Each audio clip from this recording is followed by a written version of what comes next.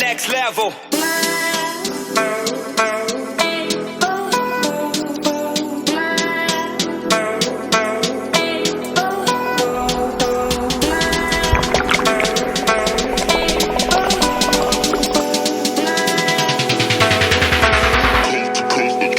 Next level.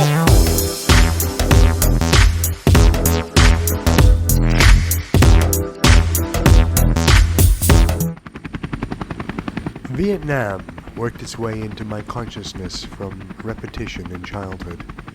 Bombings, casualties, and news of peace talks seemed always to be in the news. We flew to Da Nang, where we were met by a shuttle bus to take us to Hoi An. We stayed in a hotel called Home River Villa, a very good hotel room with breakfast for $15 per night. This included a choice of eggs with toast, coffee, tea, noodle soup, and fresh watermelon juice for breakfast. The standard was very good, and it was rated in the 9s on Booking.com. The villa is positioned between Hoi An's Old Town and sea. The sea was a bit choppy in late September. This is not a high-class beach area, but adequate for a quick dip in to cool down. Hoi An's distinguishing feature is the Old Town, a tourist attraction because of its history, traditional architecture, and crafts such as textiles and ceramics. The port mouth and boats are still used for both fishing and tourism. The Old Town is a World Heritage Site, chosen by UNESCO as a well-preserved example of a Southeast Asian trading port of the 15th to 19th centuries, with buildings that display a blend of local and foreign influences. Lanterns are lit every night, which is particularly atmospheric in the evening as the sun goes down.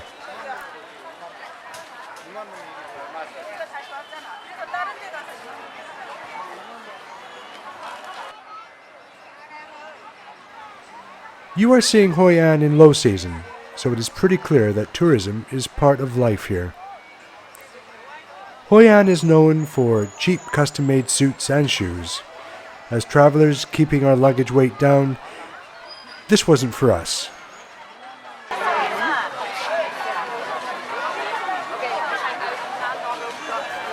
Vietnam may be united on the map again, but the country is divided by its very people. Central and Southern Vietnamese appear to have a distrust of Northern Vietnamese, telling us to count our change when making a purchase. Southerners continue to refer to Ho Chi Minh City as Saigon.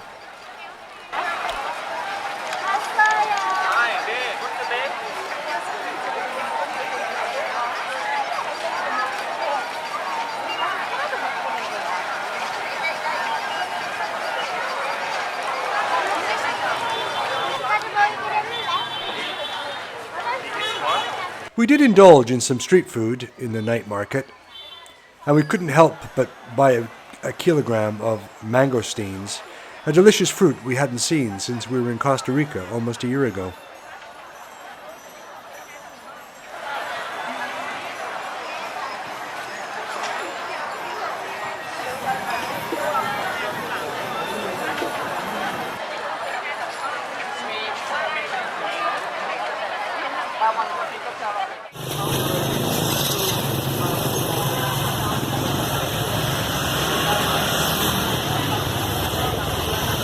In Hanoi, motorbikes rule.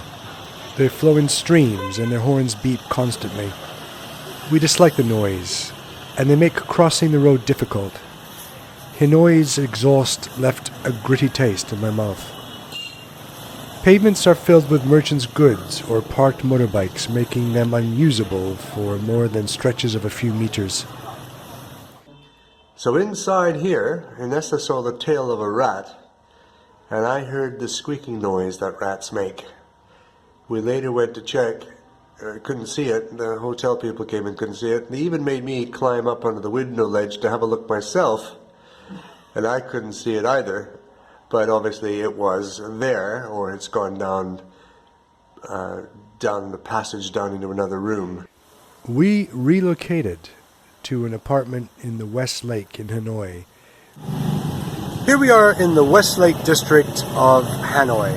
very much quieter compared with the center of Hanoi where we were, where we could never have done this interview. Just the motorcycle noise would have been too much, and also we would have been looking left and right to see that there wasn't a motorcycle coming to be in our way.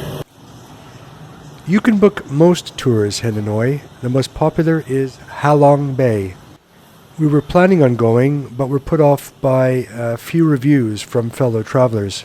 One said he tried to photograph Halong Bay, but had to wait for the tourist boats to get out of his way. Around Hanoi, we use Grab taxis, the Far Eastern equivalent of Uber.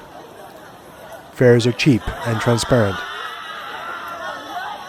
Our favorite part of Hanoi is the French Quarter.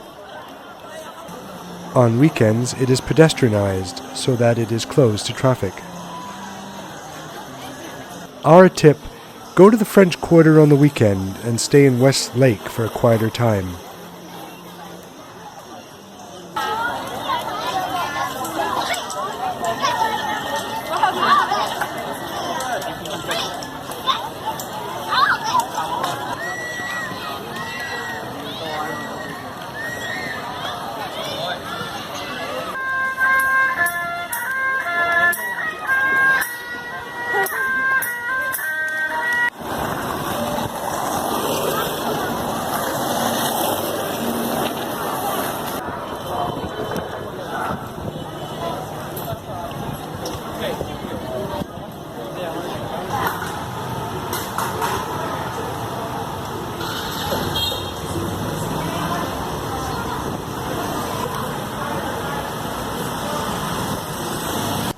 Another popular excursion is the countryside, such as Sapa.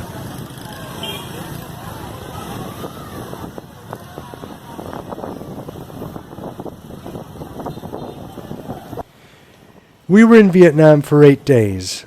Without a visa, we could stay for a maximum of 15.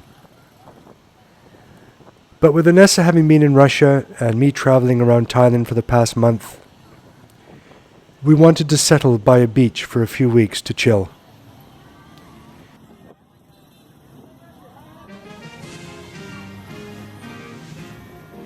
We decided to go back to Thailand and relax in Koh Samui.